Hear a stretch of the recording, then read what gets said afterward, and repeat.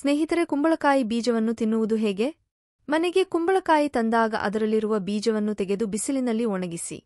ಚೆನ್ನಾಗಿ ಬಿಸಿಲಿನಲ್ಲಿ ಒಣಗಿದ ನಂತರ ಬೀಜವು ತುಂಡಾಗಲು ಸಹಾಯವಾಗುತ್ತದೆ. ಆಗ ನೀವು ಅದನ್ನು ಆರಾಮವಾಗಿ ತಿನ್ನಬಹುದು ಮತ್ತು ನೀವು ಇದನ್ನು ತರಕಾರಿಗಳೊಂದಿಗೆ ಫ್ರೈ ಮಾಡಿ ಸೇವಿಸಬಹುದು ಅಥವಾ ಸಲಾಡ್ ರೂಪದಲ್ಲಿ ಕೂಡ ಸೇವಿಸಬಹುದು. ಆದರೆ ಒಂದು ವಿಷಯವನ್ನು ನೆನಪಿಟ್ಟುಕೊಳ್ಳಿ, ಇದರಲ್ಲಿ ನಾರಿನಂಶ ಅಧಿಕವಾಗಿರುತ್ತದೆ. ಇದನ್ನು ಅತಿಯಾಗಿ ಸೇವನೆ ಮಾಡುವುದರಿಂದ ಹೊಟ್ಟೆ ಉಬ್ಬರ, ಮಲಬದ್ಧತೆ ಉಂಟಾಗಬಹುದು. ಹಾಗಾಗಿ ಮಿತವಾಗಿ ಸೇವನೆ ಮಾಡುವುದು ಒಳ್ಳೆಯದು. ಕುಂಬಳಕಾಯಿ ಬೀಜವು ಅಮೆಜಾನ್ನಲ್ಲಿ ಸಿಗುತ್ತದೆ. ನಿಮಗೆ ಬೇಕಾದರೆ ಅಮೆಜಾನ್ನಲ್ಲಿ ಕಸ್ಟಮರ್ ರಿವ್ಯೂಸ್ ನೋಡಿ ತೆಗೆದುಕೊಳ್ಳಿ. ವಿಡಿಯೋ ಕೆಳಗಡೆ ಲಿಂಕ್ ಕೊಟ್ಟಿರುತ್ತೇವೆ, ಚೆಕ್ ಮಾಡಿ. ಸ್ನೇಹಿತರೆ, ಮಕ್ಕಳು ಆಗುತ್ತಿಲ್ಲ, ವೀರ್ಯಾಣುಗಳ ಕೊರತೆಯಿದೆ ಎಂದು ಕೊರಗುತ್ತಾ ಇದ್ದರೆ ಈ ವಿಡಿಯೋವನ್ನು ತಪ್ಪದೆ ನೋಡಿ.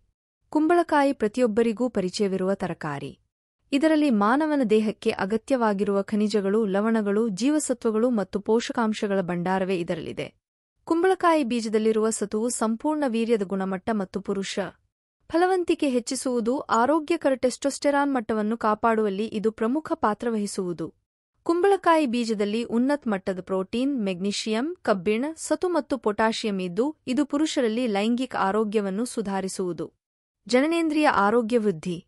ಕುಂಬಳಕಾಯಿ ಬೀಜಗಳ ಸೇವನೆ ಮಾಡುವುದರಿಂದ ಜನನೇಂದ್ರಿಯ ಗ್ರಂಥಿಗಳು ಬಲಗೊಂಡು ಪುರುಷರಲ್ಲಿ ಆರೋಗ್ಯಕರ ಹಾರ್ಮೋನು ಕಾರ್ಯನಿರ್ವಹಿಸಲು ನೆರವಾಗುವುದು.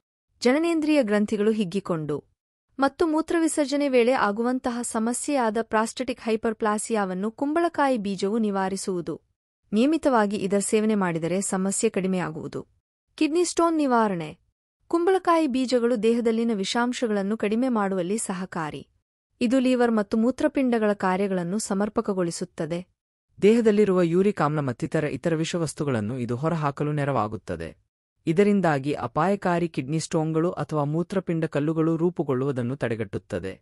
ಬಿಳಿ ಕೂದಲನ್ನು ತಡೆಯುತ್ತದೆ. ಕುಂಬಳಕಾಯಿ ಬೀಜದಲ್ಲಿರುವ ಮಿನರಲ್ಸ್ಗಳು ಕಪ್ಪು ವರ್ಣದ್ರವ್ಯ ಉತ್ಪತ್ತಿಯನ್ನು ಹೆಚ್ಚಿಸುತ್ತದೆ.